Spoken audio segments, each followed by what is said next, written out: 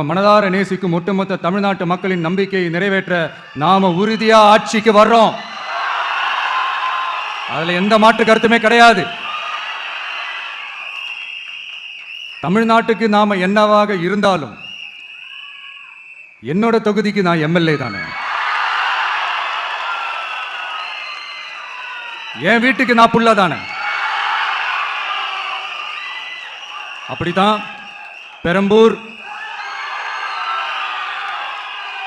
திருச்சி கிழக்கு தொகுதிகள்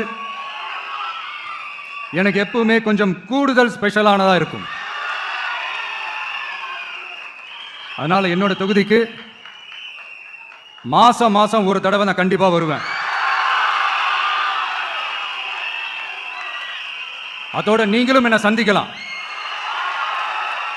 என்னமோ ரொம்ப கஷ்டம் அப்படின்லாம் நினைச்சிடாதீங்க, ரொம்ப ஈஸியா சந்திக்கலாம்.